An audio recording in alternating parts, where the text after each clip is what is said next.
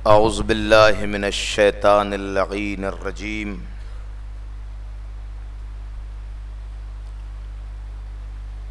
बिस्मिल्लाहिर रहमानिर रहीम। अल्हम्दुलिल्लाहि खालिक़िल इबाद व सातिहिल बिलाद व मुसीलिल वहाद व मुग़ज़िबिन निजात लैसा लिअव्वलियतिही इब्तिदा वला लिअज़लियतिही इन्क़िज़ा। हुवल अव्वलु वलम यज़ल वल बाक़ियु बिला अजल। खर्रत लहुल जिबाह व वहदतुहुश शिफ़ा। अस्सलातु वस्सलाम व तहिय्यतु वल इकराम अलन नबिय्यिल उम्मिय्यिल मक्किय्यिल मदनिय्यिल क़ुरैशिय्यिल अब्तहिय्यिल हाशिमिय्यिल मुत्तलबी अस्सिराजिल मुज़ीअल कौकबिद दुर्री साहिबे वक़ार वस्सकीना अल मदफून बिअर्ज़िल मदीना अलल अब्दिर रसूलिल मुअय्यद अन नबिय्यिल मुमज्जद अल मुस्तफ़ल अमजद साहिब ताज वल मिंबर वल क़ुतबत वल मिक़बर वल जबीनिल अतहर वल हसबिल अशहर वन नसबिल अनवर वल ख़द्दिल अहमर अबिल क़ासिम मुहम्मद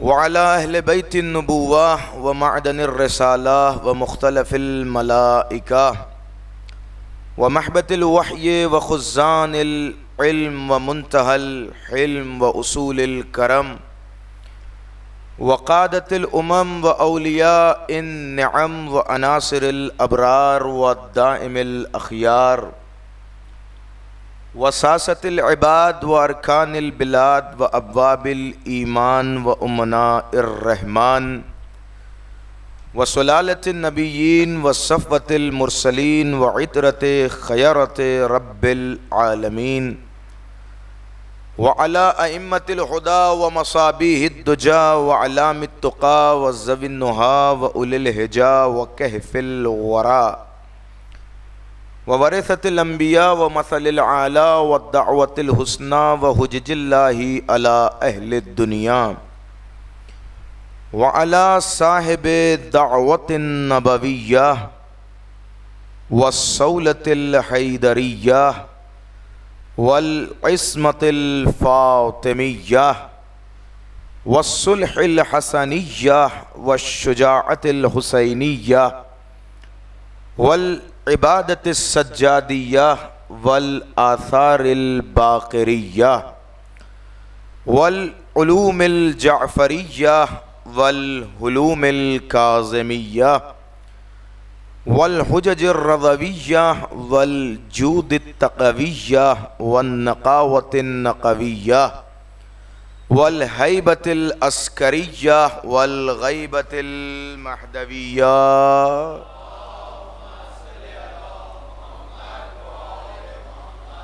वलानतुद दाइमतुल बाक़ियतु अला अअदाइहिम व क़तलतिहिम व गासिबि हुक़ूक़िहिम व मुनकिरि फ़दाइलिहिम व मसाइबिहिम व शुजाअतिहिम व तहारतिहिम व सखावतिहिम व विलायतिहिम व मुनकिरि अतशिहिम अजमईन मिन हीन इला यौमिद्दीन।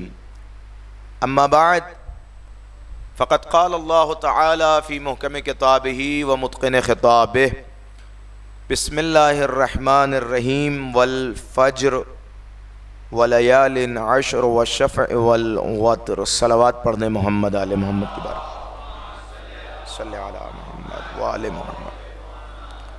गुजारिश है वारिस अज़ा हज़रत हुज्जत के ज़ुहूर में ताजील के लिए बावाज़ बुलंद सलावत इनायत फरमाएं।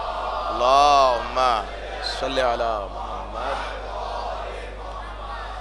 अल्हम्दुलिल्लाह आप अज़ादारान सरकार सैयदुश्शुहदा के दरमियान अशरा मजालिस की आज चौथी तकरीर हदिया समात है।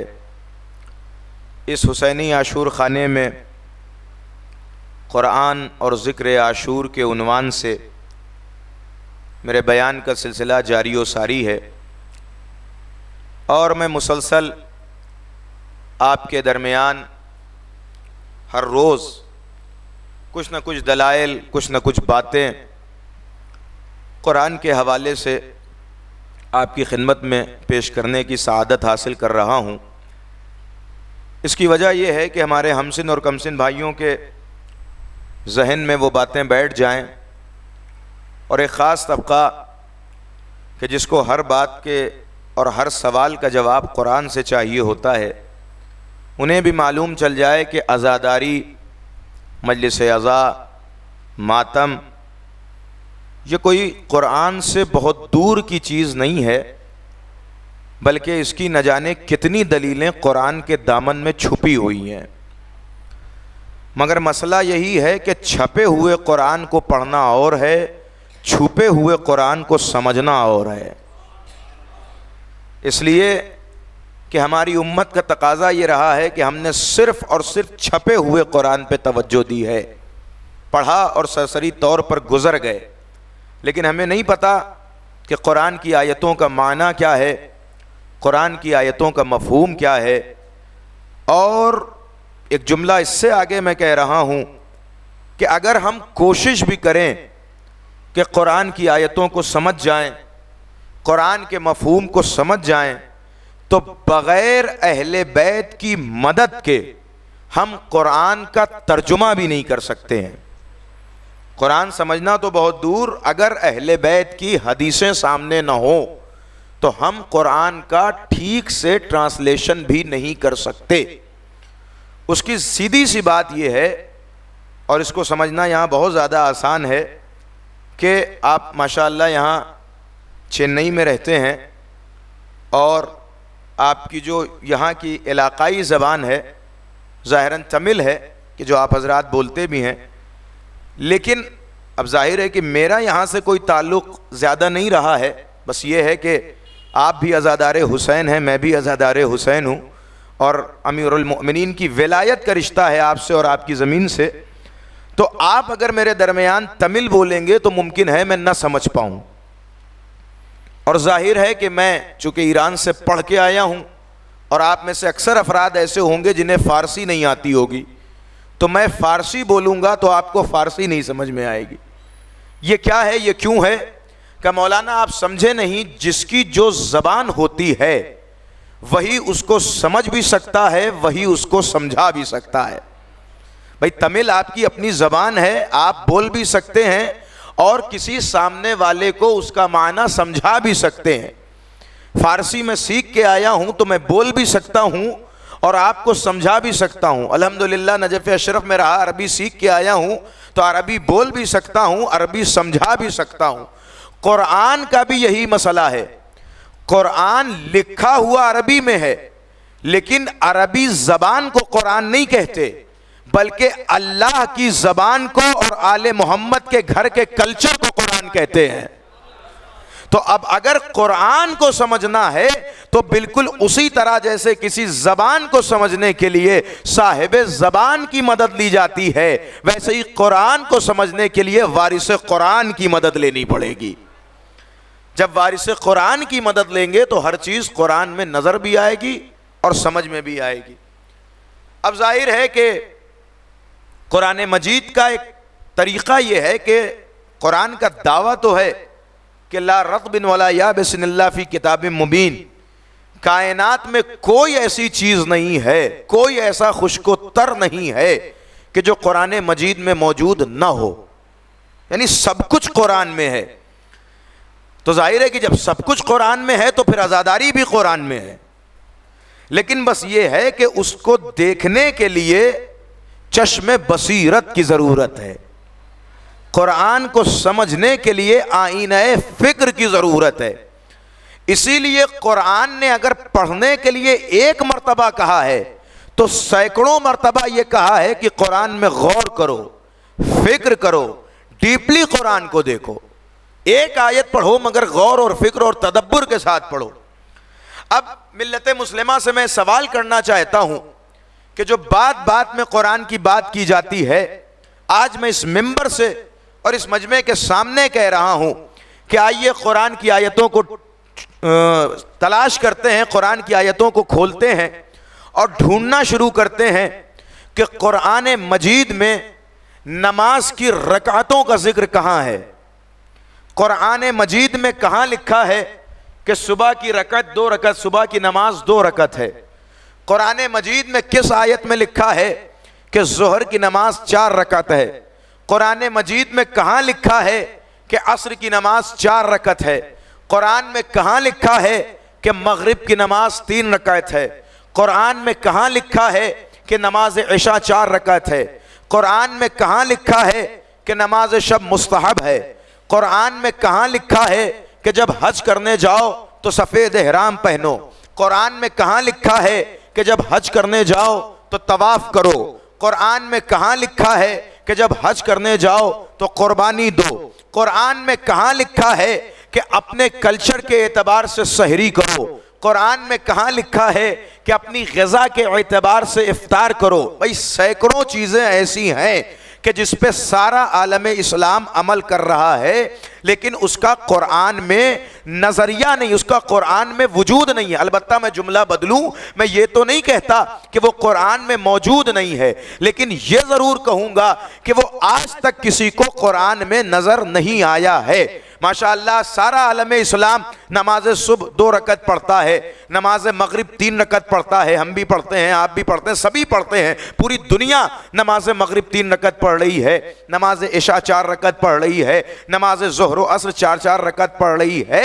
लेकिन उससे पूछें कि कुरान में कहाँ लिखा है कि नमाज ज़ोहर 2 रकत है, नमाज ज़ोहर 4 रकत है, नमाज असर 4 रकत है, तो सारा आलम इस्लाम आपको पलट के जवाब देगा कि मौलाना कुरान मजीद में नमाज की रकातों का जिक्र नहीं है, लेकिन नमाज का जिक्र है। हमने कहा ठीक है, नमाज का जिक्र है तो होना यह चाहिए था कि हर आदमी अपनी मर्जी से नमाज पढ़ता। जिसका दिल चाहता जोहर 5 रकात पढ़ता, जिसका दिल चाहता मगरिब 5 रकात पढ़ता, जिसका दिल चाहता नमाज सुबह 3 रकात पढ़ता। जिस दिन खुशहाल था, सेहत साथ दे रही थी, उस दिन नमाज सुबह 5 रकात पढ़ लेता। जिस दिन तबीयत सही नहीं थी उस दिन 1 ही रकात पढ़ लेता। इसलिए कि कुरान में तो नहीं लिखा है। कहने लगे जवाब ही आएगा मौलाना, कुरान में लिखा हो ना न लिखा हो, लेकिन नबी ने बार बार नमाज पढ़ के दिखाया है कि देखो सुबह की 2 रकात पढ़ना,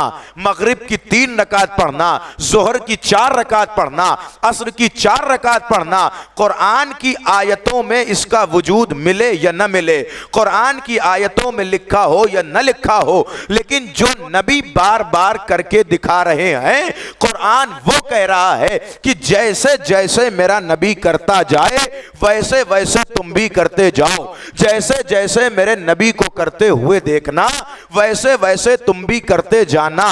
तो लिहाजा नबी ने जिस तरीके से नमाज पढ़ी है वैसे ही हमें भी नमाज पढ़नी है। नबी ने जिस तरीके से रोजा रखा है वैसे ही हमें भी रोजा रखना है। नबी ने जिस तरीके से हज किया है, पूरे कुरान के 6666 आयत मा इख्तिलाफ आप जाकर देखें तो कहीं नहीं मिलेगा कि एहराम कैसे पहनना है, तवाफ कैसे करना है, काबे के गिर्द चक्कर कैसे लगाना है, पत्थरों पे पत्थर कैसे मारना है, मशी में कैसे दौड़ना है, कुछ नहीं लिखा है कुरान में। लेकिन सारा आलम इस्लाम उसी तरीके से एहराम पहनता है जैसे नबी ने पहना, उसी तरीके से तवाफ करता है जैसे नबी ने किया, उसी तरीके से हज अंजाम देता है जैसे नबी ने दिया। तो भाई पूछने का हक है या नहीं है कि आप तो कहते हैं ये कुरान में दिखाओ, वो कुरान में दिखाओ, ये कुरान में दिखाओ, मजलिस कुरान में दिखाओ। तो मैं ये पूछना चाहता हूं कि ये सारा इस्लाम जिसको आज हम फॉलो कर रहे हैं, ये कुरान में कहां लिखा है? कुरान में डिटेल्स तो है नहीं, कुरान में सिर्फ इशारे हैं, डिटेल्स नहीं है। कुरान ने सिर्फ किनाया किया है, तो फिर आप कैसे इस पर अमल कर रहे हैं?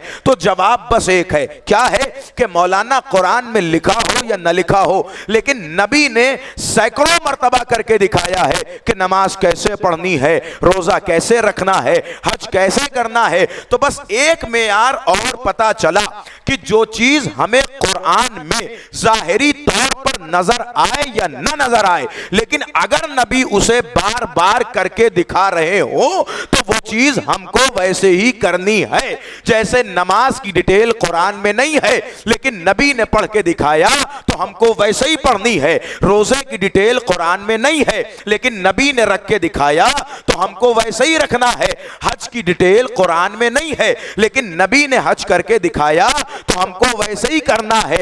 अब अगर नबी बार बार हुसैन पे रो के दिखाएं तो फिर कुरान में न ढूंढो। तो तवज्जो कर रहे हैं नहीं है? अगर नबी बार बार इमाम हुसैन पर गिरिया करके दिखाएं तो फिर वहां भी ये सवाल नहीं आना चाहिए कि आजादारी कुरान में कहां लिखी है, मातमदारी कुरान में कहां लिखी है। अरे जैसे नबी ने नमाज पढ़ के दिखाया, जैसे नबी ने रोजा रख के दिखाया, जैसे नबी ने हज करके दिखाया, वैसे ही नबी ने कभी हुसैन को आगोश में बिठा के दिखाया, कभी कांधे पे उठा के दिखाया। और कर रहे हैं वैसे ही नबी ने कभी हुसैन इब्ने अली को आगोश में बिठा के दिखाया, कभी कांधे पे उठा के दिखाया।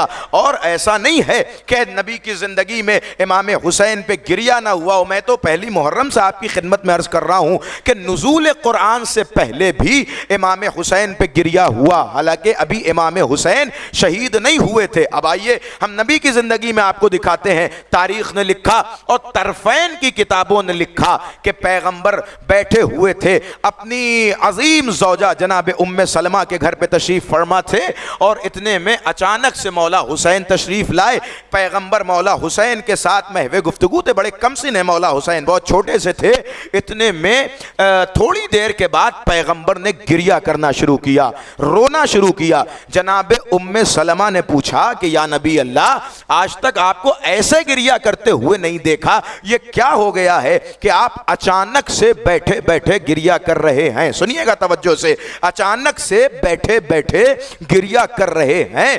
तो पैगंबर ने कहा, ए उम्मे सलमा, ए उम्मे सलमा। उम्मे सलमा पैगंबर की बीवी हैं, उम्महातुल मोमिनीन में से हैं, ज़ौजाए पैगंबर हैं। भाई तवज्जो रखिएगा, ज़ौजाए पैगंबर हैं और वो ऐसी ज़ौजाए पैगंबर हैं कि पैगंबर ने खुद जिनका एहतराम करके दिखाया है। तवज्जो तवज्जो, पैगंबर ने खुद जिनका एहतराम करके दिखाया है। उम्मे सलमा पूछ रही हैं कि आप रो क्यों रहे हैं? तो अब नबी कहते हैं कि ए उम्मे सलमा, अभी मेरा नवासा हुसैन मेरे पास बैठा था और अभी जिब्रील नाजिल हुए थे और जिब्रील ने मुझे खबर दी कि मेरे इस नवासे को करबला के मैदान में 3 दिन का भूखा प्यासा शहीद कर दिया जाएगा।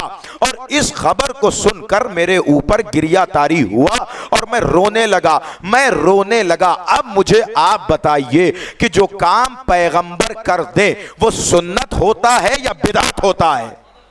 भाई तवज्जो रखिएगा, जो काम नबी कर दें वो सुन्नत होता है या बिदअत होता है? अगर इमाम हुसैन पे रोना बिदअत होता तो कभी नबी गिरिया ना करते, लेकिन नबी ने गिरिया किया। अब एक और सवाल का जवाब दे रहा हूं, नबी ने गिरिया किया, किस पर किया? इमाम हुसैन की मजलूमी पर किया, इमाम हुसैन की शहादत पे किया। ये रिवायत अहले सुन्नत के यहाँ भी मौजूद है और तशय्यो में भी मौजूद है। नबी ने इमाम हुसैन पर गिरिया किया, इमाम हुसैन की मजलूमी पर रोया, लेकिन कब रोए? का अभी तो इमाम हुसैन शहीद भी नहीं हुए थे। इसका मतलब क्या है? इमाम हुसैन जिंदा थे। भाई तवज्जो कीजिएगा, इमाम हुसैन जिंदा थे।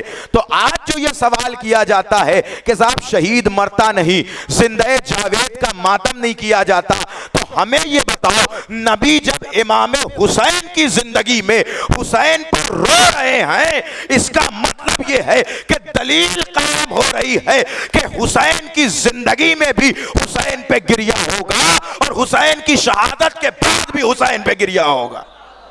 तो जो कर रहे हैं या नहीं कर रहे हैं आप? ये जो आज कहा जाता है कि अपना कोई मरता है तो रोते हो तड़प कर और सिफ्ते पैगंबर का कभी गम नहीं करते।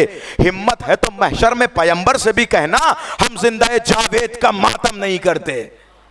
इमाम हुसैन पर रसूलुल्लाह ने जिंदगी में गिरिया किया और रसूलुल्लाह जो कर दें उसे करना जरूरी है।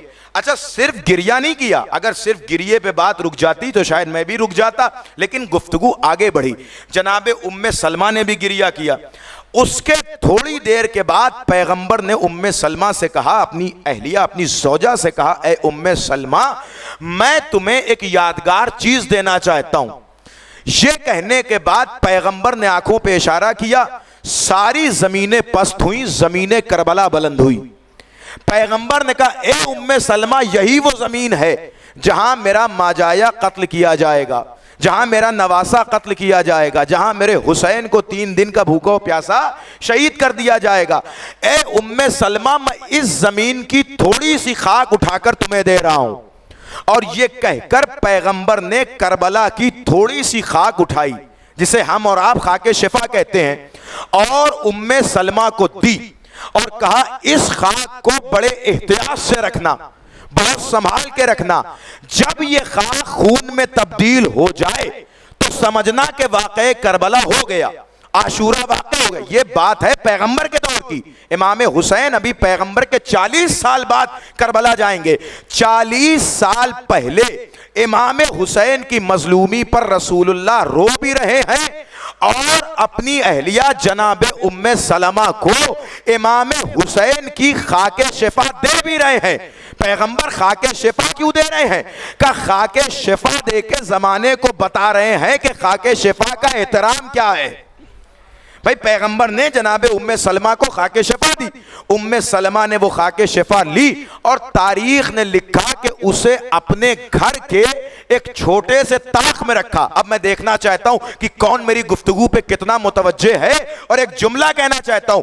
पैगंबर ने जनाब उम्मे सलमा को खाके शिफा दी, जनाब उम्मे सलमा ने उस खाके शिफा को एक कपड़े में बांध कर अपने घर के ताक पे रखा, ताक पे रखा।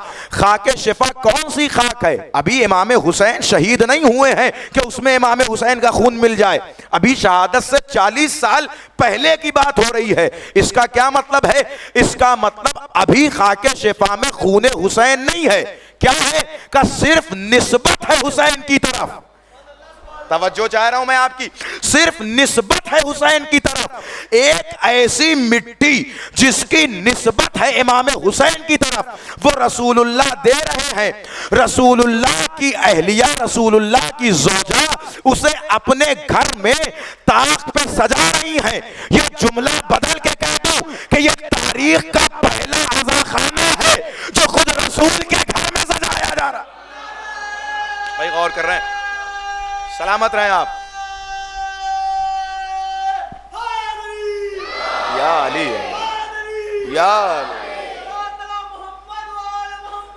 अल्लाह। तवज्जो कर रहे हैं आप हजरत?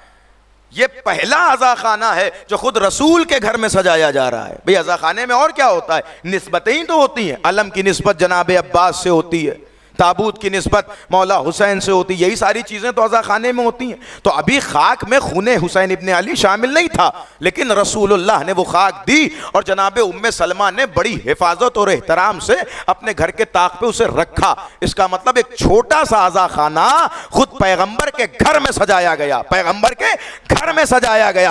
अब समझ में आया कि पैगंबर का असली पैरोकार वो होगा जिसके घर में छोटा सा अज़ाखाना नजर आ जाए। तवज्जो कर रहे हैं आप? तो अर्ज करने का मकसद ये था कि जब सारा आलम इस्लाम ये जवाब देता है कि हमें हर वो चीज़ करनी है कि जो पैगंबर ने किया, मुमकिन है उसकी डिटेल कुरान में मौजूद ना हो, मुमकिन है उसकी तफसील कुरान में मौजूद ना हो, तो आइए ये तफसीलात भी तो पैगंबर की ज़िंदगी में मिल रही हैं। भाई इमाम हुसैन पे गिरिया एक मरतबा नहीं किया है पैगंबर ने गिरिया, बल्कि कई मरतबा इमाम हुसैन पे गिरिया किया है। इसी को तो आज़ादारी कहते हैं, इसी को तो जिक्र आशूर कहते हैं। जिक्र आशूर पैगंबर ने एक एक को सुनाया है, अपने सहाबियों को सुनाया। अच्छा ज़रा एक दरख्वास्त है आप हजरात से कि थोड़ा थोड़ा सा आगे आपसे मटाएं ताकि बाद में आने वालों को प्रॉब्लम ना हो, और एक सलावात पढ़ते हुए आप हजरात आ जाएं। शुक्रिया बहुत बहुत। देखिए गुफ्तगू बहुत आगे जानी है, अभी आपको बहुत तवज्जो की ज़रूरत है जो मैं आपकी खिदमत में अर्ज़ कर रहा हूँ। ये इमाम हुसैन की ये पहली दलील कि रसूलुल्लाह ने ताज़िये की शक्ल में गोया, रसूलुल्लाह ने शबी की शक्ल में गोया खाके शिफा रखवाई। और क्यों रखवाई? ताकि बार बार उम्मे सलमा, सुनिएगा तवज्जो से, रसूलुल्लाह ने क्या कहा था कि जिस दिन ये खाक खून में बदल जाए, आप समझ जाइएगा कि मेरा नवासा शहीद हो गया। अब तारीख लिखती है कि रसूलुल्लाह के दुनिया से गुजर जाने के बाद हर रोज उम्मे सलमा आके उस खाक को देखती हैं। तवज्जो कीजिएगा, आके उस खाक को देखती हैं। अब मुझे नहीं पता कि नमाज से पहले देखती हैं या नमाज के बाद देखती हैं, लेकिन हर रोज देखती हैं। एक दिन देख रही हैं, 2 दिन देख रही हैं, 3 दिन देख रही हैं। या जुमला बदल के कहूं कि नबी की एक ज़ौजा अपने घर में हर रोज अज़ा खाने की ज़ियारत कर रही है। भाई तवज्जो कीजिएगा, जुमला बदल के कहूं कि हर रोज उम्मे सलमा आकर उस खाके करबला का तवाफ कर रही हैं। जनाबे उम्मे सलमा आकर रोज खाके शिफा को देखती हैं जो रसूलुल्लाह ने दिया है। इसका मतलब यह है कि रसूलुल्लाह खुद चाहते हैं। भाई क्या जरूरत थी जनाबे उम्मे सलमा को वो खाक देने की? का इसीलिए दिया कि हर रोज उस खाक को देखें और आशूर को याद करें। इसका मतलब क्या है कि रसूल खुद चाहते हैं कि हमारा चाहने वाला आशूर को याद करे, जिक्र आशूर करे, हुसैन इब्ने अली को याद करे। तवज्जो कीजिएगा, और यही तो बात थी। आप जरा तवज्जो कीजिए कि रसूलुल्लाह की इतनी अजमत, इतनी शान, इतना मकाम, लेकिन इमाम हुसैन के मामले में रसूलुल्लाह ने हर सहाबियत को, एक सहाबी को इमाम हुसैन का जिक्र करके सुनाया, करबला का जिक्र सुनाया। अरे भाई तारीख लिखती है कि पैगंबर जैसा खत्मुन नबी रसूल जिसकी आजमत को क्या कहना कि जो जमीन पे बैठ के इशारा कर दे तो चांद के 2 टुकड़े हो जाएं, है या नहीं है? भाई आज दुनिया परेशान है, चांद पे जाने के लिए चंद्रयान भेज रही है, लेकिन पैगंबर जमीन पे बैठ के इशारा कर दें तो चांद 2 टुकड़े हो जाए। ऐसा नबी, कौन नबी जिसकी अजमत के लिए यही काफी था कि जब पैगंबर बैठे हुए थे और इस्लाम का कलमा लोगों को पढ़वा रहे थे तो लोगों ने आने के बाद कहा, या नबी अल्लाह, अगर आप अल्लाह के नबी हैं तो कुछ ऐसा करके दिखाइए कि जो हम न कर सकते हो। तो कहा क्या करके दिखाऊं? मसलन एक जानवर जा रहा था, एक गधा जा रहा था। लोगों ने कहा कि या नबी अल्लाह, आप यहीं से आवाज दीजिए और वो गधा आपकी आवाज पे आ जाए तो हम मान जाएंगे कि आप अल्लाह के नबी हैं। भाई हम में और आप में से कोई ऐसा कर सकता है कि बैठा हुआ यहां से किसी जानवर को आवाज दे और वो हमारी आवाज पे लब्बैक है? नहीं। लेकिन तारीख ने लिखा, पैगंबर के मोजज़ात में लिखा गया कि पैगंबर ने बैठे बैठे उस गधे को आवाज दी और वो गधा वहां से वापस आया। तवज्जो किया आपने? था गधा, लेकिन पता था कि नबी बुलाए तो आया जाता है। गौर कर रहे हैं नहीं कर रहे हैं? ये पैगंबर का मौजज़ा था। ये 1-2 बातें अर्ज करके मैं अजमत पैगंबर दिखा रहा हूं कि क्या अजमत है नबी की, क्या अजमत है नबी की, जो चांद को 2 टुकड़े कर रहा हो, जिसकी आवाज पे हर खल्क, सिर्फ इंसान नहीं, इंसान की हैसियत क्या है, हर खल्क, हर मखलूक पैगंबर की आवाज पर लब्बैक कहने के लिए तैयार है। अब तारीख लिखती है कि ईद का दिन है, सुनिएगा, ऐसे अजमत वाला पैगंबर, ऐसी अजीम शान शख्सियत पैगंबर, ईद का दिन है। ईद का दिन, आपने ये वाकया मुमकिन है सिर्फ यहीं तक सुना हो कि ईद के दिन इमाम हसन और इमाम हुसैन ने पूछा कि मेरे कपड़े कहां हैं? जनाब सैयदा ने कहा कि बेटे तुम्हारे कपड़े दर्जी के यहां गए हैं। और सुबह सादिक के वक्त रिजवान जन्नत दर्जी बन के नाजिल हुआ, रिजवान जन्नत दर्जी बन के आया और आने के बाद कहता है कि अना खय्यातुल हसनैन, मैं हसनैन का दर्जी हूं। आप जरा महसूस कीजिए भाई, देखिए हम झूठ बोलते हैं, आप झूठ बोलते, हमारे लिए कोई बहुत बड़ी बात नहीं है। हालांकि सबसे बड़ा गुनाह झूठ बोलना है, मजाक में भी झूठ बोलने को मना किया गया है। लेकिन अगर आप जरा सा जाहिरी तौर पर देखें तो रिजवान कौन है? कोई आम आदमी है? कोई हमारे आपके जैसा है? नहीं, जन्नत का फरिश्ता है। और वो दरे ज़हरा पे आके क्या कह रहा है? दरोगे जन्नत क्या कह रहा है आके? अना खय्यातुल हसनैन, मैं हसनैन का दर्जी हूं। तो अगर सवाल किया जाए कि ए रिजवाने जन्नत, तुम तो जन्नत के दरोगा हो, दरे ज़हरा पे आके झूठ बोल रहे हो। भाई तवज्जो कीजिएगा, हमारे लिए बड़ी बात है। हम देखिए, हमने तो इस्लाम का मामला हमारे लिए वो है कि हम जितना फॉलो करते हैं उतना इस्लाम है, और जिसको छोड़े हुए हैं उससे कोई मतलब ही नहीं है। हमारे लिए इस्लाम बस उतना ही है जितना हमें पसंद आ रहा है। बाकी इस्लाम में क्या है कुछ पता ही नहीं। जैसे झूठ, गीबत, ये सब तर्के सलात से बड़ा गुनाह है, लेकिन हमारे यहाँ आम है, माशरे में गीबत, झूठ आम, बिल्कुल आम।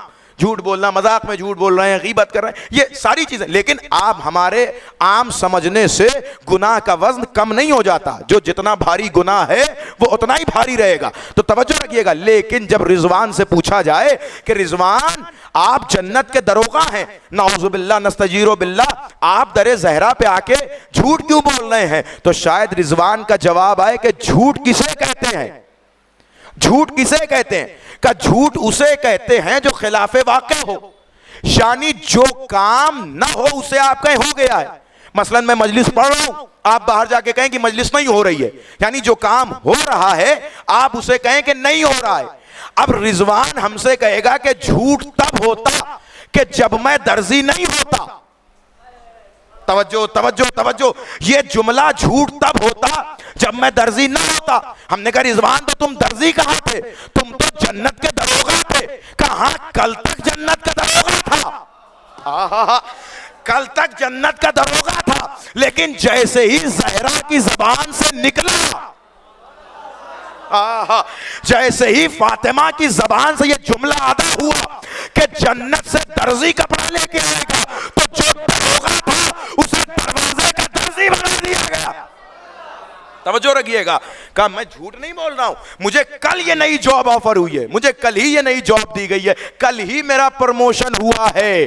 कल तक मैं उस जन्नत का दरोगा था, आज मैं इस जन्नत का दर्जी हूं। तवज्जो रखिएगा, तवज्जो रखिएगा। तो आप देखिए ये वाकया यहीं तक सुना होगा, लेकिन मैं इससे आगे आपको सुनाना चाहता हूं कि क्या अजमत है और कैसे इमाम हुसैन को पहचानवाया है रसूलुल्लाह ने।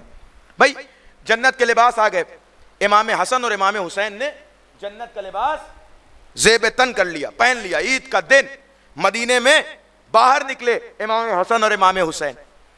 अच्छा, ईद की अपनी खुशी होती थी, हर आदमी ईद मनाता था। अब जैसे आज का स्टैंडर्ड अलग है, आज तो भाई गाड़ियों का ज़माना है, अच्छे लिबास पहन के लोग गाड़ी बाइक उठाते हैं और दोस्तों के यहाँ जाना आना शुरू। लेकिन उस अरब कल्चर में क्या है? अरब कल्चर की गाड़ी नाका है, ऊंट। अब इमाम हसन इमाम हुसैन अच्छे लिबास पहन के जब बाहर निकले तो देखा मदीने के जो बच्चे थे वो ऊंट पे बैठे हुए थे, अपने अपने नाके लिए हुए, अपने अपने घोड़े लिए हुए। भाई अरब की तो सवारी घोड़ा है ना, तो अपने अपने घोड़ों पे बैठे हुए थे। तो इमाम हसन और इमाम हुसैन ने रसूलुल्लाह से कहा कि नाना लिबास तो हमने ईद वाले पहन लिए हैं, सुनिएगा वाकया तवज्जो से, लेकिन अरब के सारे बच्चे, मदीने के सारे बच्चों के पास अपनी सवारी है, अपना घोड़ा है, हमें भी घोड़ा चाहिए, हमें भी सवारी चाहिए, हम भी घोड़े पे बैठकर घूमना चाहते हैं, मदीने की गलियों में टहलना चाहते हैं। अब सुनिएगा जुमला, जैसे ही इमाम हसन और इमाम हुसैन ने यह कहा, पैगंबर फौरन, तारीख का जुमला है, मुतफरकैन की तारीख में लिखा है कि जैसे ही इमाम हसन और इमाम हुसैन ने यह जुमला कहा, पैगंबर ने अपने दोनों हाथों को जमीन पे रखा और खुद घोड़े की शबीह बन गए। सलावत पढ़े जरा मोहम्मद आले मोहम्मद की जात।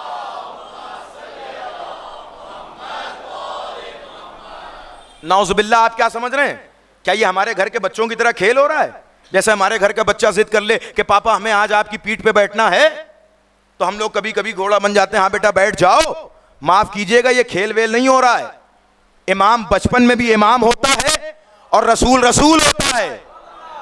अभी देखिएगा ये क्या हो रहा है जब मैं इसको डीपली अर्ज करूंगा। अच्छा, आप मुझे ये बताइए कि रसूलुल्लाह से बच्चों ने कहा कि मुझे नाका चाहिए, मुझे घोड़ा चाहिए, तो रसूलुल्लाह खुद घोड़े की शबीह बन गए और कहा आओ मेरी पीठ पर बैठ जाओ। अच्छा ये बताइए, अगर रसूलुल्लाह उस वक्त किसी सहाबी से कह देते कि जाओ अभी के अभी 2 घोड़ा लेकर आओ, तो क्या किसी में दम थी कि नहीं लाता? भाई आप अपने बच्चे का हाथ पकड़ के बाहर जा रहे हो और सामने कोई ऊंट वाला ऊंट लेके जा रहा हो और आपका बच्चा मचल जाए कि बाबा मुझे ऊंट चाहिए, तो क्या आप ऊंट बन जाएंगे? बेटा बैठ जाओ। आप जाएंगे ऊंट वाले से बात करेंगे, अरे बच्चा मचल गया है, थोड़ी देर इसे ऊंट पे बैठा लो, बाद में इसका दिल बहल जाएगा, उतार देना। तो अगर रसूलुल्लाह चाहते तो ये हो सकता था या नहीं हो सकता था? भाई किसी साहबी से कह देते कि लाओ अपना घोड़ा दे दो, मेरे बच्चे बैठ जाएं, जब इनका दिल बहल जाएगा तो उतर जाएंगे। तो रसूलुल्लाह भी तो जानते हैं ना कि ये बच्चे नहीं है, ये इमाम है। तो रसूलुल्लाह ने किसी साहब, अच्छा छोड़िए सहाबी को, वो नबी जो अपनी उंगली के इशारे से चांद को दो टुकड़े कर सकता है, अगर इशारा करता तो जैसे कल रात लिबास आया, हाय हाय, जैसे कल रात लिबास जन्नत आया, क्या जन्नत से घोड़े नहीं आ सकते थे?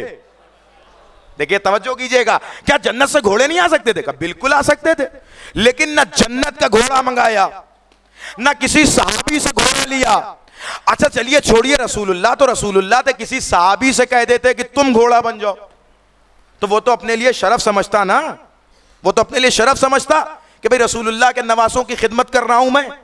जैसा कि मिलता है कि नबी के एक सहाबी के बेटे इमाम हसन के सामने थे और बातें होने लगी, तो इमाम हसन ने पलट के कहा, तू क्या मुझसे बात कर रहा है? तू तो गुलाम ज़ादा है। तू क्या मुझसे गुफ्तगू कर रहा है? क्या मुझसे बात कर? तू तो गुलाम ज़ादा है, मेरे गुलाम का लड़का है। अब एक मर्तबा वो बच्चा मुज़महिल हुआ और दौड़े दौड़े रोते हुए बाबा के पास, अपने वालिद के पास आया और आगे कहता है, बाबा बाबा आपको पता है आज मेरे साथ क्या हुआ? का बेटा क्या हुआ? अच्छा बाप भी आम बाप नहीं है, उस वक्त हाकिम है। का क्या हुआ? का बाबा आज मुझे हसन ने गुलाम ज़ादा कहा है। बाप ने पलट के कहा, बेटा सही में? कहा है? अच्छा बेटा ये सोच रहा है कि बाप को गुस्सा आएगा। बाप ने फिर पूछा, बेटा सही में कहा है? कहा बाबा सबके सामने कहा है। बाप ने कागजों कलम दिया, कहा जाओ अगर कहा है तो लिखवा के लाओ, जाओ अगर कहा है तो लिखवा के लाओ। बेटा परेशान, ए बाबा मैं तो आपसे शिकायत करने आया था, आप मुझे कह रहे हैं लिखवा के लाओ। का बेटा सिर्फ लिखवाना नहीं, अगर हसन लिख के दे दे तो उसे मेरे साथ मेरी कब्र में दफन भी कर देना। तवज्जो रखिएगा, इसका मतलब यह है कि उस सहाबी रसूल को पता है कि अगर हसन किसी को तहरीर लिख के दे दे तो वो तहरीर कब्र में काम आती है, वो तहरीर कब्र में काम आती है। अब हमसे न पूछिए कि खाके शिफा को कब्र में क्यों रखते हो, इसलिए कि जैसे इमाम हसन की तहरीर कब्र में काम आती है, वैसे ही करबला की तकदीर भी कब्र में काम आती है। तो ये शरफ हो जाता अगर नबी किसी सहाबी से कहते कि घोड़े बन जाओ, मुझे मेरे बच्चों को बैठना है, लेकिन नहीं, न किसी सहाबी से कहा, न किसी सहाबी का घोड़ा लिया, न जन्नत से घोड़ा मंगवाया, बल्कि क्या हुआ, खुद घोड़ा बन गए। और फिर हसन और हुसैन से कहा कि बैठो। अब हसन हुसैन पैगंबर की पुष्ट पे बैठे, ये मस्जिद की बात नहीं है, ये घर की बात नहीं है, ये मदीने की गलियों की बात है। इसका मतलब रसूल दिखा दिखा के हसन और हुसैन को पहचानवा रहे हैं। भाई अगर घर की बात होती तो घर में क्या हुआ किसको क्या पता, मस्जिद की बात होती तो बहुत से लोग तो मस्जिद में नहीं आते, मजबूरियां होती हैं उनकी, लेकिन ये तो गली की बात है। भाई सबको दिखा के रसूलुल्लाह ने इमाम हसन और इमाम हुसैन को अपनी पुष्ट पे बिठाया। आप सुनिए, इमाम हसन इमाम हुसैन ने कहा, नाना लिबास अच्छा पहन लिया, घोड़े पे भी सवार हो गए हैं, लेकिन नाना ये जो मदीने के बच्चे घोड़ों पे बैठे हुए हैं, इनके घोड़ों की मेहार इनके हाथों में है। हाय हाय, ये बच्चे नहीं है, ये इमाम है, इमाम। इनके घोड़ों की मेहार इनके हाथों में है, हमारे घोड़े के पास तो मेहार ही नहीं है। तारीख ने लिखा कि पैगंबर ने अपनी जुल्फों को दो हिस्सों में तकसीम किया, आधे बाल हसन के हवाले किए, आधे बाल हुसैन के हवाले किए। सवारी एक सवार दो, रहवार एक मेहार दो। भाई तवज्जो रखिएगा, अब एक जुमला कहना चाहता हूं, आइए दस्ते अदब जोड़े। या रसूल अल्लाह, हसन हुसैन दोनों आपके नवासे, दोनों आपकी बेटी के बेटे, दोनों से आप मोहब्बत करते हैं, दोनों को पुष्ट पे सवार किया, दोनों के लिए रहवार बने, दोनों के हाथों में आधा आधा बाल दे दिया, लेकिन बाई चांस नाउजुबिल्लाह अगर ऐसा हो जाए कि हसन आपको दाएं मोड़ना चाहे, हुसैन आपको बाएं मोड़ना चाहे, भाई तवज्जो तवज्जो तवज्जो, हसन आपको दाएं मोड़ना चाहे, हुसैन आपको बाएं मोड़ना चाहे, तो आप दोनों को बराबर चाहते हैं, आप किधर मुड़ेंगे? रसूल का जवाब है, अहमक तूने पहचाना ही नहीं, ये दोनों बच्चे नहीं है, ये दोनों इमाम है, देखने में दो है, मिजाज एक है। ये देखने में दो हैं, मिजाज एक है। जिधर हसन मोड़ेंगे उधर हुसैन मोड़ेंगे, जिधर हुसैन मोड़ेंगे उधर हसन मोड़ेंगे। ये दोनों देखने में दो हैं, मिजाज एक है, देखने में दो हैं। तीनत एक है, देखने में दो है। मेयार एक है, देखने में दो है। इमामत एक है, देखने में दो है। अजमत एक है। रसूलुल्लाह पहले ही बता के जा रहे हैं कि ये दोनों दो हैं, लेकिन दोनों एक है। अब कभी भी सुलह हसन को जंग हुसैन। सलावत पढ़े मोहम्मद आले मोहम्मद।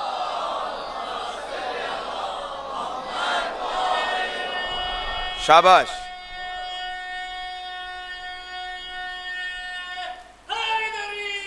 या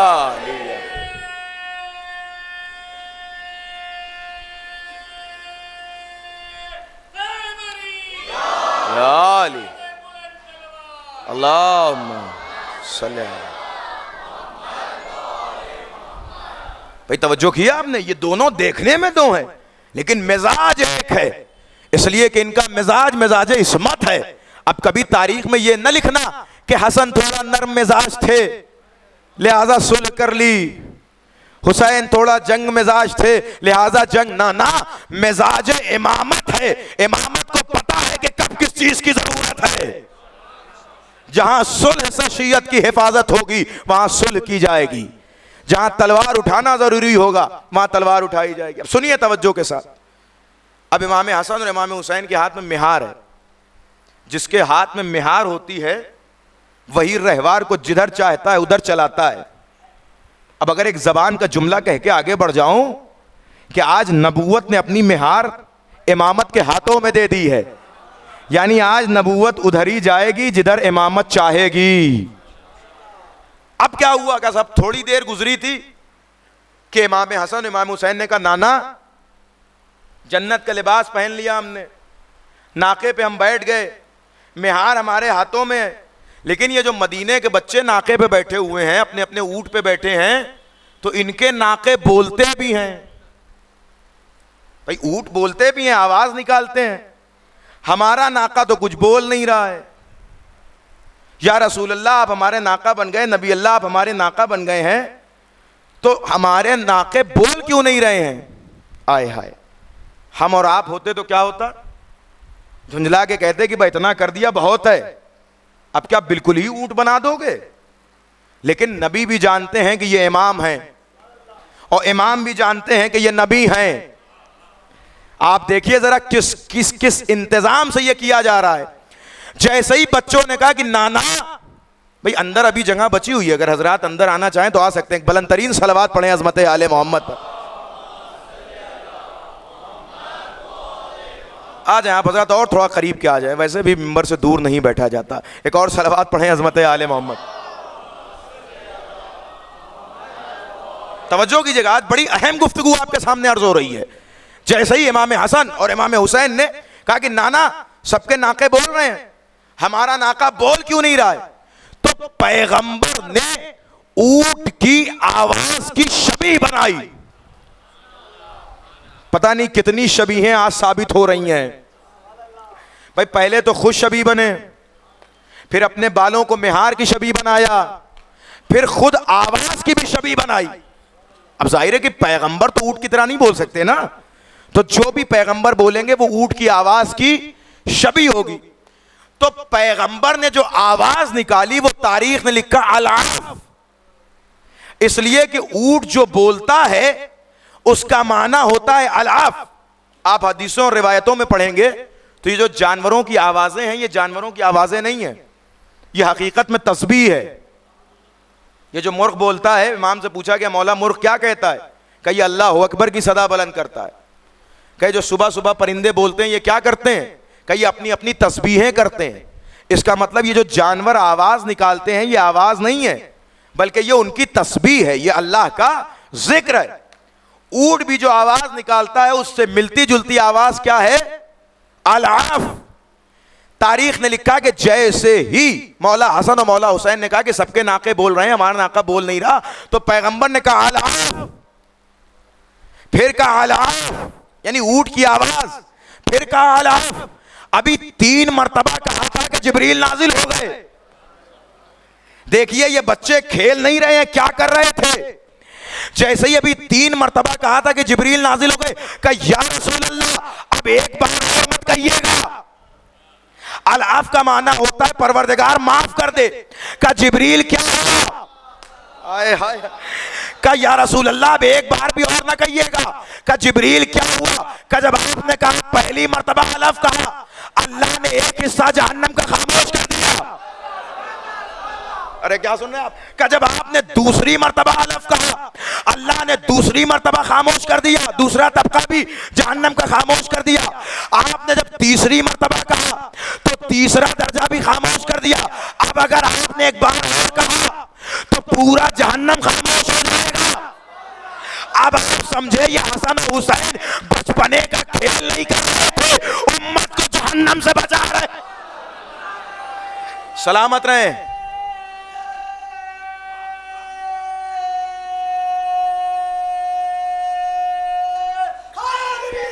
यार देखिए जुमला तो अभी मैं कहने जा रहा हूं और अहले वेला के हवाले करने जा रहा हूं और आपकी बेदारी का सबूत चाहता हूं।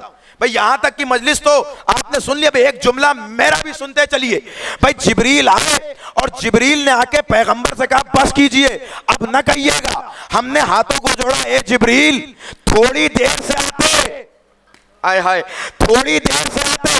भाई 3 मरतबा रसूल ने कहा था, 3 हिस्सा तो जहन्नम का खामोश हो गया। अगर थोड़ी देर से आते तो जहन्नम खत्म ही हो जाता, हमें सुकून मिल जाता, हमें निजात मिल जाती, ना जहन्नम होता ना जहन्नम का खौफ होता।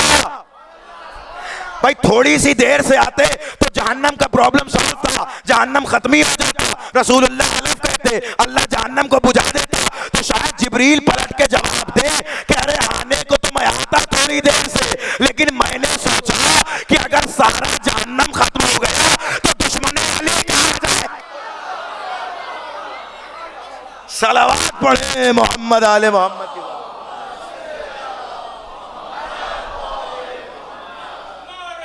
सलामत रहे।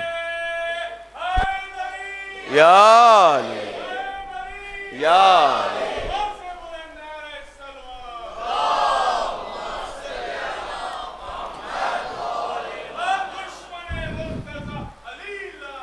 बेशुमार। देखिए मैं गुफ्तगू यहां पे रोक के एक बात और कहना चाहूंगा। माशाअल्लाह बहुत अच्छा सुन रहे हैं, बहुत उम्दा सुन रहे हैं। दादो तहसीन, नारे हैदरी, ये सब हमारी मजालिस का कल्चर है, ठीक है।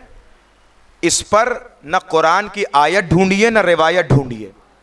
और मैं जो ये कह रहा हूं इसका ये मतलब नहीं है कि आयत और रिवायत है नहीं तो नाम अली के लिए बेपनाह रिवायत मौजूद है। अगर मैं यहीं अभी पढ़ना शुरू करूं सिर्फ नाम अली की अजमत, यानी लफ्ज अली जबान पे लाने की अजमत, तो 1 घंटा तकरीर कर सकता हूं, मिंबर पे बैठा हुआ हूं कि सिर्फ नाम अली की अजमत क्या है। मुमकिन है कि कोई मेरी तरह लिबास में आए और आके आपसे कहे कि साहब मजलिसों में नारे हैदरी की क्या जरूरत है, मजलिसों में नारे हैदरी की क्या जरूरत है। तो उनको जरूरत हो या ना हो, हमें बहुत जरूरत है। मैं अपनी बात कर रहा हूं, किसी को जरूरत हो या ना हो, मुझे बहुत नारे हैदरी की जरूरत है। इसलिए कि जब आप नारे हैदरी लगाते हैं तो कम से कम उसका पहला फायदा तो यह है कि जाकिर को सांस लेने का मौका मिल जाता है। सलामत रहे। देखिए मैं मौजू से हटने का आदी नहीं हूं, लेकिन आज कहूंगा और कहे बगैर ना रहूंगा। जब कोई नारे हैदरी लगाता है तो जाकिर को सांस लेने का मौका मिल जाता है। अब इससे बड़ा नाम अली का क्या फायदा चाहिए जो अभी तक लोगों को सांसें तकसीम। सलामत रहें, सब बोला करें भाई।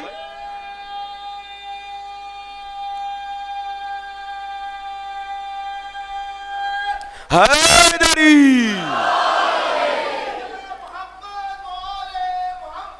अल्लाह।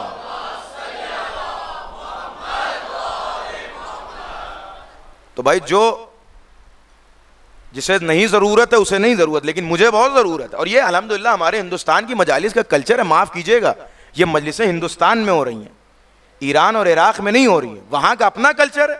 हम लोग ईरान में पढ़ते थे, वहां की महफिल में नारा हैदरी लगाते थे और हम लोग से मुतासिर होकर वहां के लोग भी लगाते थे।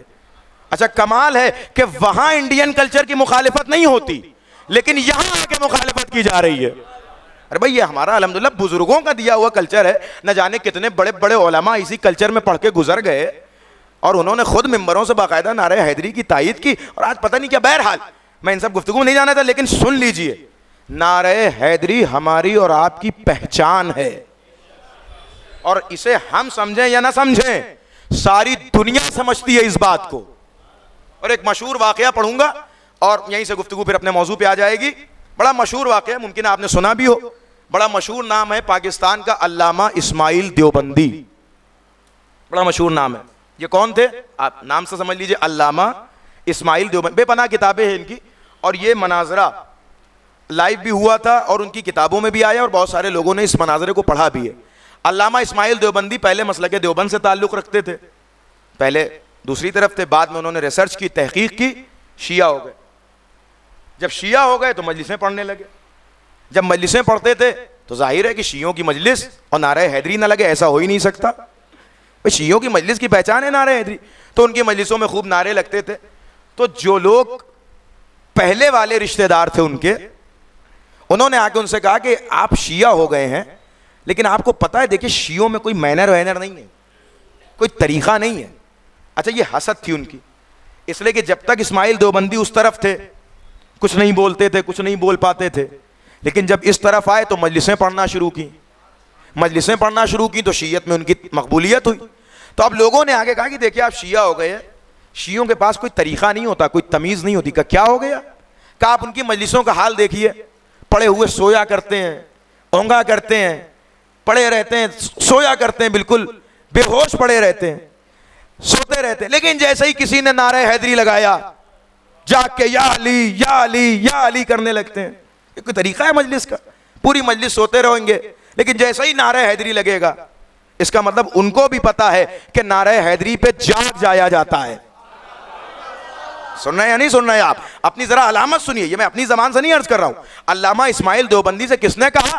गैरों ने आके कहा कि शियों के पास कोई मैनर नहीं है, कोई तरीका नहीं है, सोया करते हैं मजलिसों में, नींद आती रहती है उनको, और जैसे ही कोई नामे अली लेता है, नारे हैदरी लगाता है, वो जाग जाते रहे, जाने कुर्बान हो जाएं। अल्लामा इस्माइल देवबंदी के दंदान शिकन जवाब पर जब उनसे लोगों ने आके ये सवाल किया कि शियों में कोई तरीका नहीं होता, कोई मैनर नहीं होता, वो सोते रहते हैं, लेकिन जैसे ही कोई नारे हैदरी लगाता है वो जाग के या अली करने लगते हैं, तो अल्लामा इस्माइल देवबंदी ने कहा सुनो, मुझे ताज्जुब इस बात पे नहीं है कि वो मजलिसों में बेहोश रहते हैं, मुझे ताज्जुब इस बात पे नहीं है कि वो मजलिसों में सोते रहते हैं। कहा मुझे ताज्जुब इस बात पे है कि वो सोते हुए अली को पहचानते हैं, तुम जागते हुए अली। सलामत रहे आप मिलके।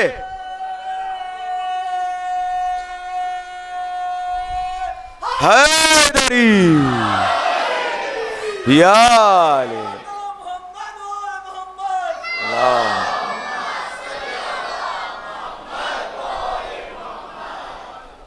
जो कीजिएगा। देखिए मैं इसका मुखालिफ नहीं हूं कि मजलिसों में वाहवाह ना हो, दादो तहसीन ना हो, लेकिन मेयार बुलंद होना चाहिए। जो जुमला वाहवाह के लायक है उस पर वाहवाह हो। ये आपका इतना शऊर बुलंद हो जाए, इतना में ये क्या है कि साहब हम वाह को ही खत्म कर दें तो हमारा कल्चर सही हो जाएगा। भाई अगर इल्म की कमी होगी तो इल्म को बढ़ाया जाएगा। तवज्जो रखिएगा, अगर इल्म की कमी होगी, जो प्रॉब्लम है उसको खत्म किया जाए, उसको सॉल्व किया जाए, ना कि उसकी वजह से पूरा कल्चर चेंज कर दिया जाए। तवज्जो रखिएगा।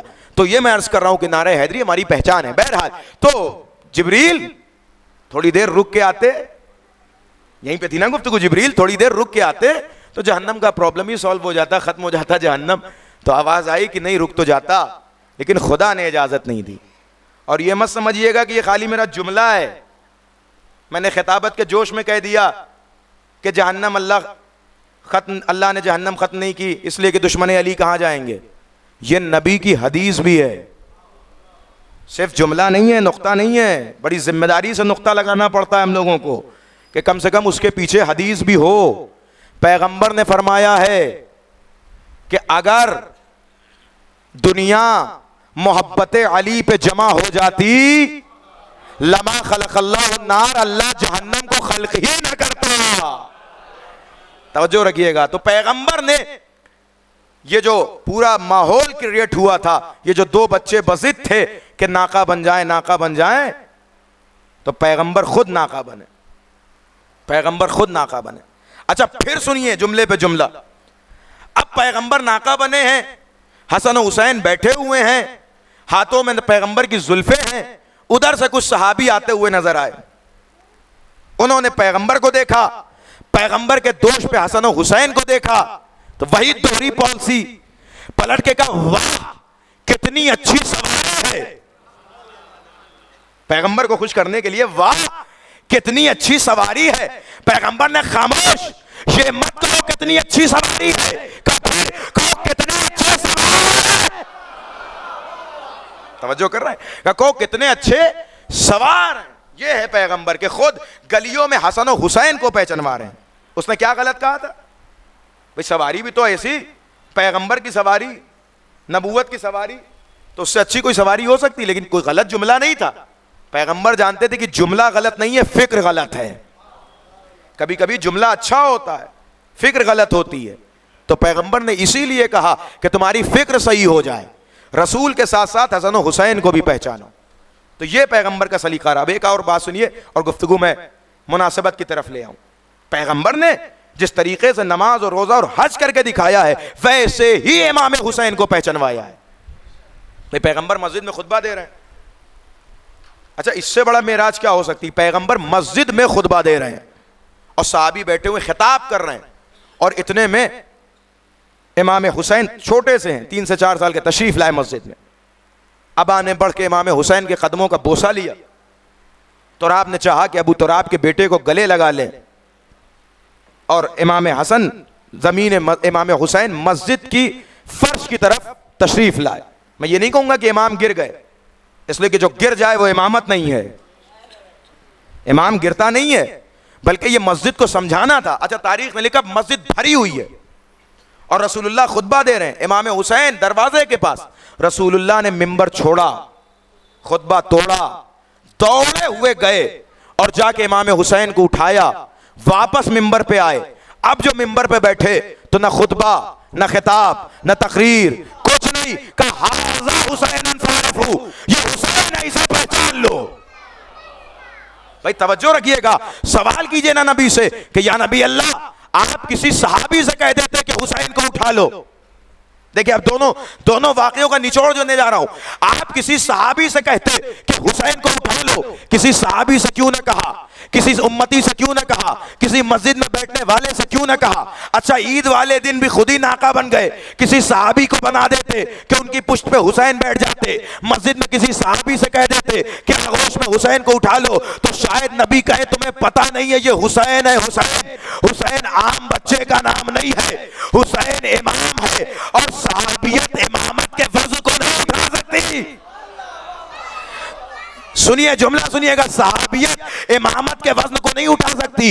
इमामत को उठाने के लिए कम से कम रिसालत का होना जरूरी। इसका मतलब यह हुआ कि इमामत का वजन इतना होता है कि सहाबियत इमामत का वजन नहीं उठा सकती। इमामत का वजन उठाने के लिए कम से कम नबी जैसा वजन होना चाहिए, रसूल जैसा वजन होना चाहिए। जुमला कहना चाहता हूँ, रसूल जैसा वजन होना चाहिए। इमामत का वजन हर एक नहीं उठा सकता, इसीलिए न किसी सहाबी को हुसैन को उठाने के लिए कहा, न किसी उम्मती को हुसैन को उठाने के लिए कहा, इसलिए कि इमामत वज़नी होती है। इमाम के अंदर इस्मत का वज़न होता है, इल्म का वज़न होता है, वही का वज़न होता है, अहकाम का वज़न होता है। लिहाजा हर आदमी इमामत के वज़न को नहीं उठा सकता, इमामत का वज़न अपनी पुश्त पे बर्दाश्त नहीं कर सकता, इमामत का वज़न अपनी पुश्त पे बर्दाश्त नहीं कर सकता। अब सलाम करो अकीलतुल अरब की इस्मत व तहारत पर कि जब खैमा चल रहा था, जब खैमा चल रहा था, सैयद सज्जाद खैमे में थे, उस वक्त के इमाम थे जनाब ज़ैनब ने, भाई गौर करें नहीं कर रहे, जनाब ज़ैनब ने सैयद सज्जाद को अपनी पुश्त पे उठा, सलामत रहे, या या या या या अली।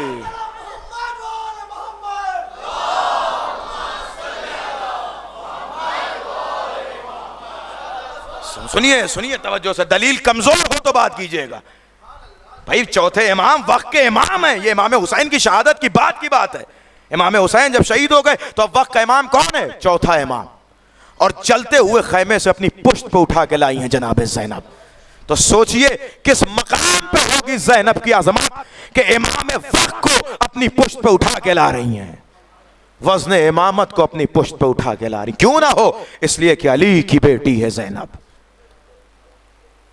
क्यों ना हो? इसलिए कि औनो मोहम्मद की मां है ज़ैनब। क्यों ना हो? जाफर तैयार की बहू है ज़ैनब। क्यों ना हो? अब्दुल्लाह इब्ने जाफर तैयार की ज़ौजा है ज़ैनब। क्यों ना हो? मारिफत हुसैन में गार्क हैं ज़ैनब, मोहब्बत हुसैन में डूबी हुई हैं ज़ैनब। आइए ज़ैनब को पुरसा देने के लिए करबला चलते हैं। कुछ महसूस हो रहा है? खैमे से कुछ धीमी धीमी आवाजें आ रही हैं। शबे आशूर, हुसैन खैमों का तलाया फिर रहे हैं। ज़ैनब के खैमे के करीब से जब हुसैन गुजरे, अजीब आवाजें आ रही थीं। एक माँ है जो अपनी पूरी नस्ल को समझा रही है। दो बेटे हैं ना ज़ैनब के, दोनों को करबला लेकर आई हैं। मेरे लाल ओन, मेरे लाल मोहम्मद, ऐसा ना हो कि कल अकबर शहीद हो जाएं और तुम जिंदा बच जाओ। ऐसा ना हो कि कासिम मारा जाए और तुम जिंदा बच जाओ। औनो मोहम्मद याद रहे, ऐसा ना हो कि कहीं असगर तुमसे पहले मैदान जंग में चले जाएं और तुम बच जाओ। औनो मोहम्मद, मेरी तरफ से कल तुम मेरे भैया का हदिया बन जाना। मैं अपने भाई के लिए कुछ नहीं कर सकती, लेकिन तुम्हारी कुर्बानी तो दे सकती हूं। कितनी आसानी से सुन रहे हैं आप ये जुमले, लेकिन जरा एक मां की जगह रख के सुनिए कि एक मां अपने बेटों से कह रही है कि कल इमाम वक्त पे कुर्बान हो जाना। ये सिर्फ करबला की माएं और अली की बेटी का किरदार है, बाकी किसी का नहीं है। सुबह आशूर नमूदार हुई।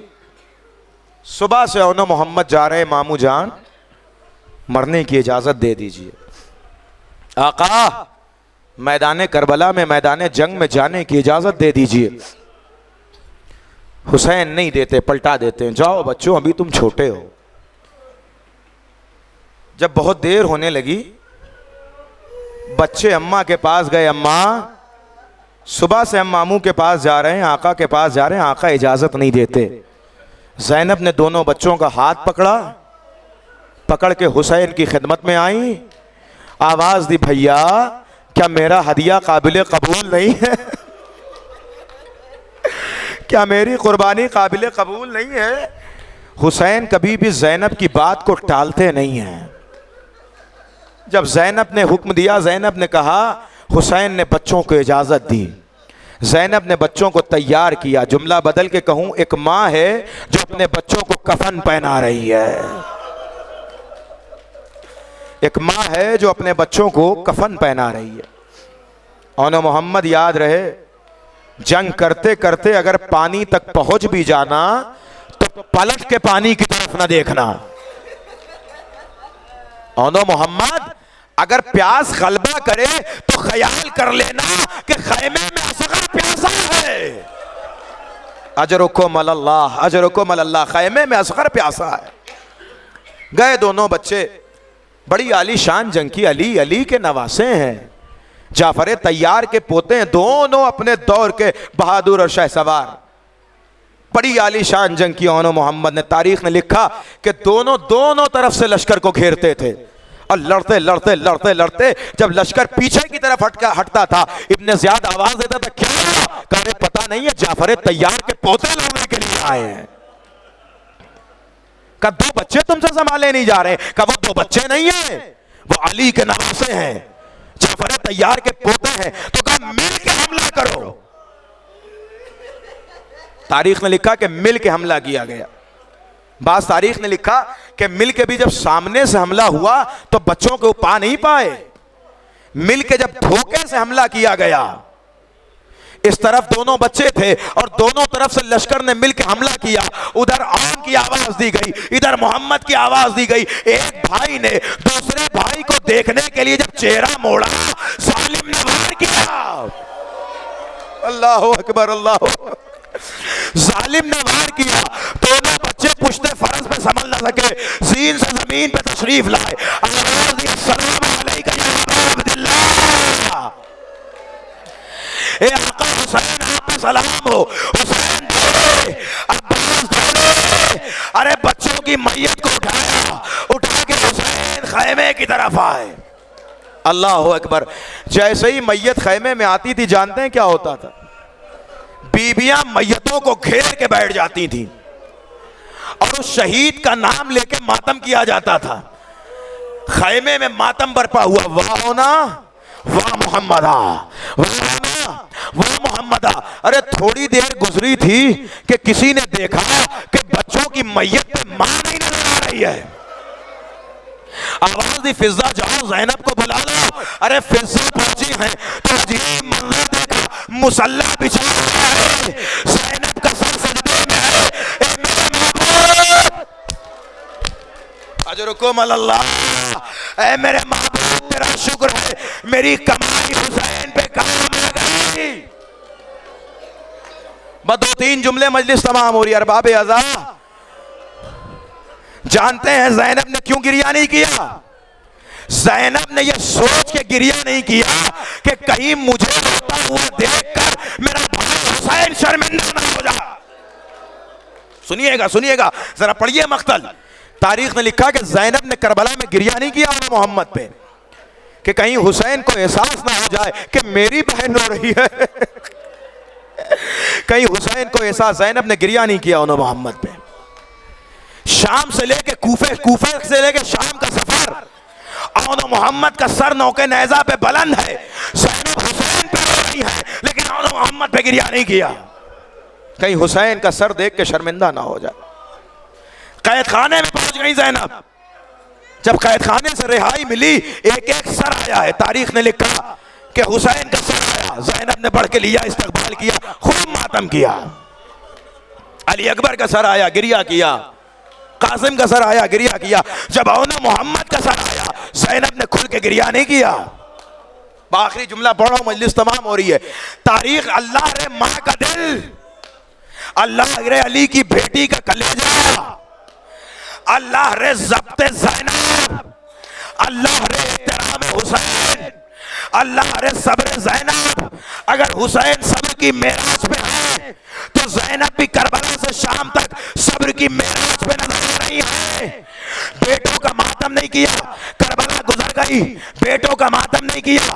कटे हुए सर देखे, बेटों का मातम नहीं किया। जलती हुई रेत पे पड़ी हुई मैयत देखी, बेटों का मातम नहीं किया। शाम का जिंदान आया, बेटों का मातम नहीं किया। कूफे का दरबार गुजर गया, बेटों का मातम नहीं किया। लेकिन तारीख लिखती है कि जब ज़ैनब कैद से रिहा होकर मदीने पहुंची है, मदीने में उम्मुल बनीन से रुखसत होकर अपने घर आई है, और जब एक कमरा खोला तो छोटे छोटे बिस्तर लगा, मां संभाल न सकी, मां का दिल भरा गया। बच्चों को याद किया, अब्दुल्ला के गले में बाहें डाल दी। अब्दुल्ला, मेरा औद मारा गया, मेरा मोहम्मद मारा गया। ए अब्दुल्ला, हमारी कमाई का, माँ